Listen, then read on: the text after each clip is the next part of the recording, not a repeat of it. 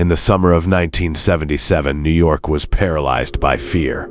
A shadow moved through the city, choosing its victims at random, leaving behind nothing but chaos, blood, and a name that would haunt history: the Son of Sam. Today, we will examine his story, his psychology, and his motivation.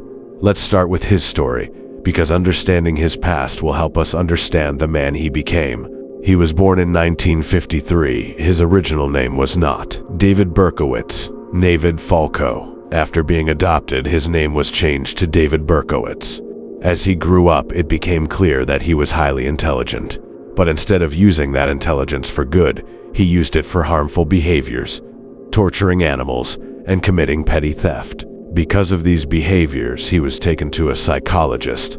However, no clear diagnosis was made, and despite attempts to help him, his behavior did not improve significantly. When he was 14, his adoptive mother died. Later, his father remarried, but Berkowitz struggled to accept his new stepmother. At the age of 18, he joined the U.S. Army. In 1971, he served in South Korea, and in 1974, he was honorably discharged. After returning home, he began searching for his biological mother. When he finally found her, he learned that he was the result of an extramarital relationship. This deeply disturbed him. He stopped seeing his biological mother but continued meeting his half-brother. Learning the truth about his origins became a turning point in his life. After this, his behavior became darker. He first attempted to kill 2 young women, but failed. Later, in 1976, 2 women were sitting in a car when they noticed a man approaching.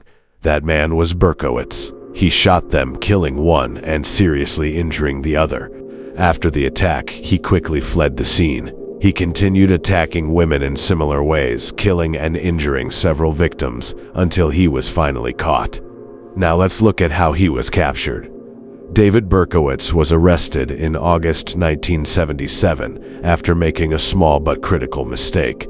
At the time, police had very few leads. The breakthrough came when a witness reported a suspicious man near the scene of the last attack. Around the same time, police issued parking tickets in that area. Investigators began checking vehicles that had received tickets nearby, and one of those cars belonged to David Berkowitz. When police searched his car, they found a duffel bag containing a rifle, ammunition, and maps of crime scenes. That was an lie. Berkowitz was arrested on August 10, 1977, without resistance. During interrogation, he quickly confessed, bringing an end to the Son of Sam killings. Now let's examine his psychology and motivation. Was he truly insane?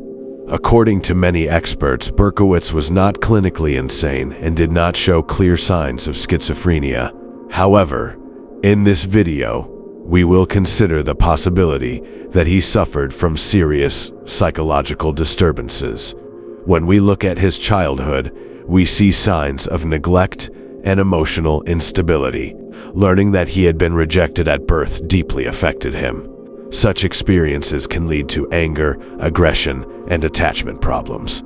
As a young adult, he was shy, isolated, and unable to form healthy relationships. This led him to develop intense fantasies, many of them involving anger toward women. It is not a coincidence that most of his victims were women. He suppressed his emotions, especially anger and sexual frustration. Another important factor was his desire for control.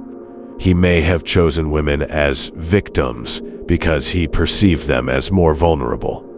Some experts also suggest that he showed signs of antisocial personality disorder. And now we come to the most disturbing part of his psychology: paranoia and delusion. According to Berkowitz, the reason for his crimes was a dog. Yes, a dog. After his arrest, he claimed that his neighbor's dog named Sam was possessed and commanded him to kill. "Sam's dog told me to do it," he said. This suggests clear delusional thinking. However, some experts believe he may have lied in order to appear insane and avoid responsibility. And in the end, the question still remains. Was David Berkowitz truly hearing voices from beyond reality, or was the real horror created inside his own mind? Because sometimes the most terrifying monsters are not the ones we imagine, but the ones that look just like us.